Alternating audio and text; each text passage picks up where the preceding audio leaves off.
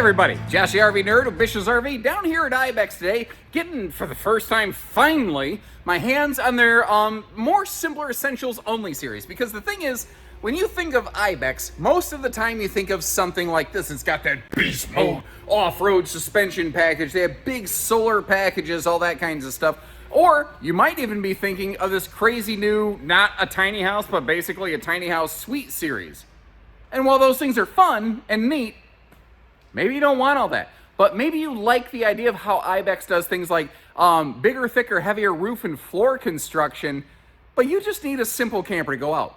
That's what this one is right here. Now, I know that was a very long intro, but I think it's really important to understand this is the Essentials Only Edition, the BHEO. What they do here is they have the same body and shell construction. Like, you still have Azdel under the fiberglass. There's still a lot of lamination involved. They're still using a 3/4 inch roof decking instead of a 3/8 like most brands. They're still using their 1.25 inch, I think, plywood floor decking on top of their aluminum frame floor.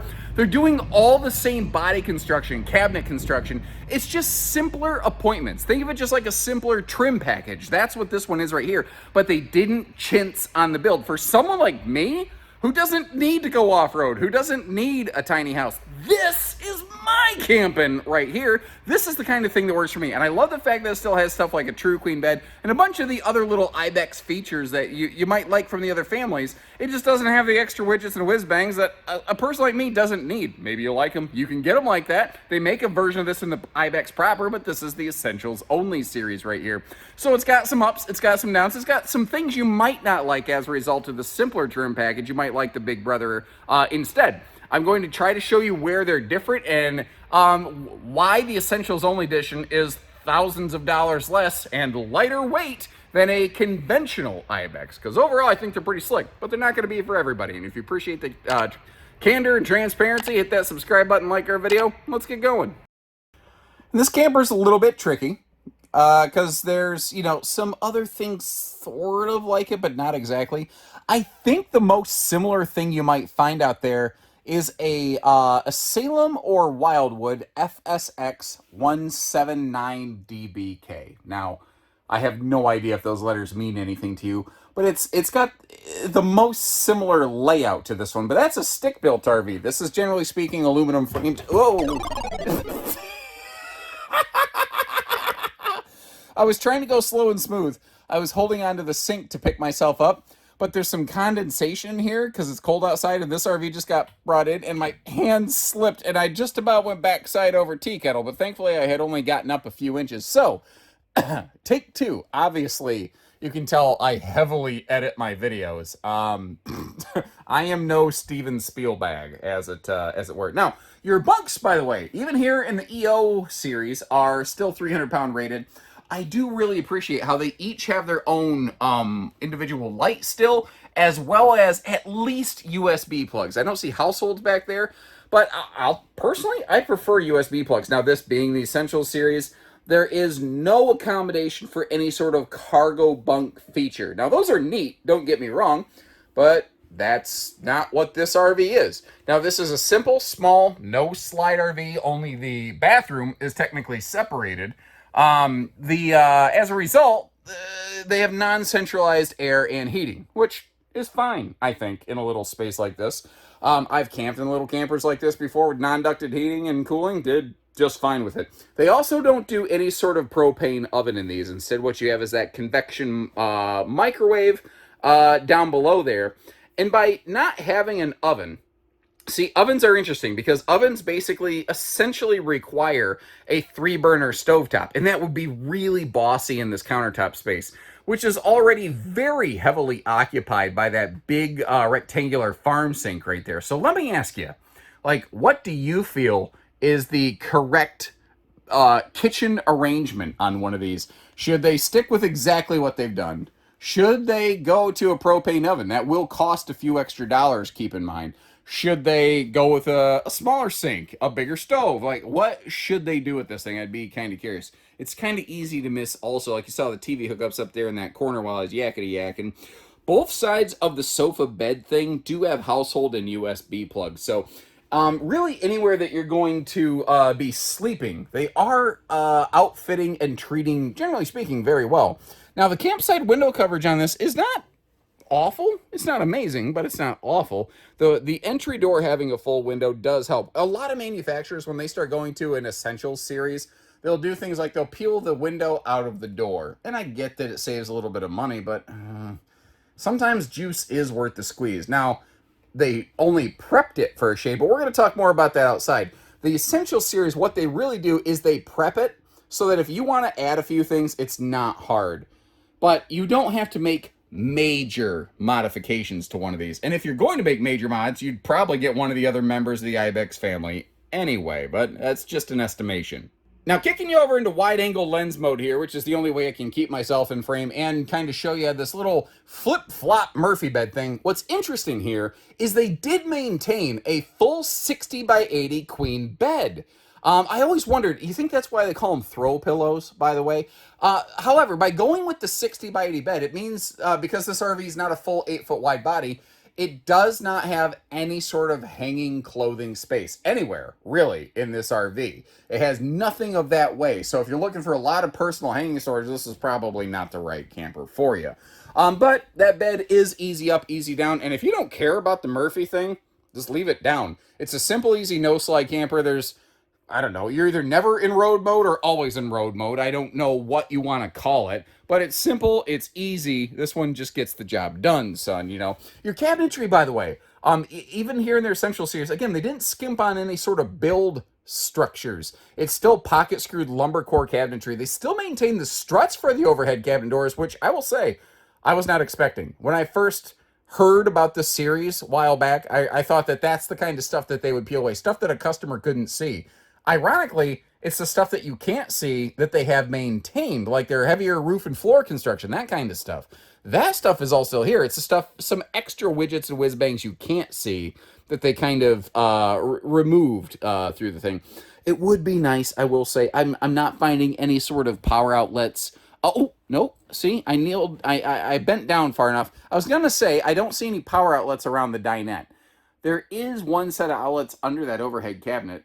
I don't love the location of it because, like, there's really no phone stand. You know what you're going to have to do? You're going to have to put, like, some phone charger plugs or something like that in here, and you're going to have to actually set the phones inside this cabinet. However, now that I say that, you've got USB plugs around all of the beds. So there's, like, 8 different USB plugs already built into this camper. I'm going to have to chew on that like a piece of well-done steak. I'll chew on that for a while, actually. By the way, is not a criticism of well-done steak eaters. I'm very much not a picky person. I used to really prefer a lot of well-done steak when I was a kid, and then I grew up a little bit and decided, oh, wait a minute, there's different flavor profiles available in the world, and now I can eat, well, just about anything. I like the locking bathroom door here. And if you notice the space around the toilet, that is a Swedish-made super pooper, yeah. And there's a lot of space around that sucker, obviously. Now, I'm at a terrible angle for it, but it is nice that they did still include a full medicine cabinet and mirror on the wall over here. They don't add any extra windows. They don't do things they don't need to on the series. It is also 6.5 foot tall, so if you're a little over 6 foot like me, you're going to have to stand with your head in that bubble just a little bit, so kind of keep that in mind. And again, this is one of the very few differences between the EIEIO series and a full Ibex. This has just a basic 4-inch fart fan, not the Fajita Friday fume fighter, but things like that, again, it's easy to swap that fan out for something a little bit bigger if that's your preference. One thing I think is important here, like when we look at the weights and the measures, this thing is very, very towable. The weight categories on this are extremely manageable. Like, I think a lot of mid-size tow package pickups would find this one well within their safe, reasonable capacity. But a lot of the Ibex models, they have like almost 3,000 pounds of cargo capacity. Well, they have a bigger, heavier running gear system. This one does not have. I don't think this one's cargo capacity is insufficient. It's like a little over 1,100 pounds, if I'm not mistaken. I don't think that's terrible for a camper this size, considering no more size, space, and storage than you have. But keep in mind, you can't go nuts loading it like you can some of the others. That being said, I do appreciate that full front pass-through that this one has right here. As we back up a little bit, I do want to mention they are still using Asdel under the fiberglass. Again, they do have that thicker roof and floor deck construction. So the idea behind one of these is, again, it's simple in appointments, but it's something that if you do decide to tow it a little bit, it's not necessarily going to rattle trap apart. Now, you might notice it doesn't have the windshield. And in case that one looks a lot bigger, beefier, and bulkier, that's because that is an 8-foot wide Ibex, whereas this measures 7 foot 4 inches wide. This is also a single axle. If you prefer the tandems, they make that in the full Big Brother Ibex, I think called the 19BHEO. You're probably going to hear me reference that model number a few times. Something that did surprise me, though, the dual propane tanks. Very often in the RV industry, your propane tanks mirrors the number of axles that you have. In the world of travel trailers specifically, that's very, very true. Not always, but very often. GeoPro, Flagstaff ePro, they're one of the only things I can think of with single axles and dual propane tanks. Maybe Ember, but typically those are going to run a chunk more money than what we're looking at. Now, that was a manual tongue jack up front.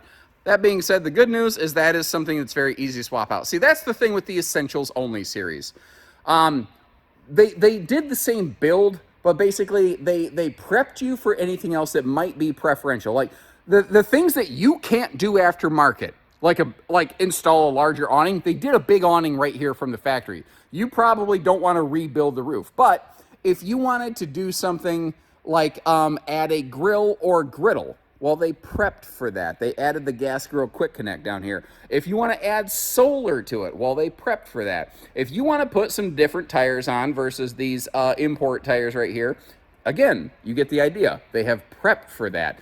But there are some folks who don't want to do all of those things. Maybe they only want to do one or two of those things. Well, you can get something like this, spend a couple bucks on your one or two preferential upgrades, and then you don't have to spend all of the money on all of the things that maybe you're not interested in. That's kind of the idea behind this series. There's a few different ways to look at it. Now, I meant to have this open right here, but I failed. I failed again, folks. Because again, not everybody likes camp kitchens. Actually, the number one question I get when an RV has a camp kitchen is, can I get it without a camp kitchen? I just want the storage. And it's kind of funny. It's like camp kitchens are first of all, they're not as good as they used to be. Camp kitchens used to have more facilities like sinks and things to them that they no longer often have in most cases. But I think there's some people who have never used one, so they don't think that that will provide them any sort of benefit. If you talk to a lot, I tell you what, instead of me telling you, because I'm not an authority, folks who have had multiple RVs, if you've had an RV with a camp kitchen, do you like it? Do you not like it? Would you get another one with a camp kitchen? Is it a deal maker, deal breaker? Leave some notes for everybody else, because maybe a first-time RVer might find some benefit in that. One of the things I wish they would have done here, though, is I wish they would have put that prep bracket on there for one of those telescopic removable ladders, because it's got a very walkable roof. But they don't give you even prep for a way to get up there. To me, respectfully, that does feel like a little bit of a miss. Thank goodness, however, one thing they did not remove is the Sasquatch silhouette from the rear corner, buddy. By the way, in case you weren't aware, the Millennium Falcon from Star Wars, that ship took a left turn at Albuquerque, and it crashed in Roswell in like 1951, and Chewbacca managed to get away, and that's the Bigfoot that everyone's been finding in the Pacific Northwest. Probably. I don't know.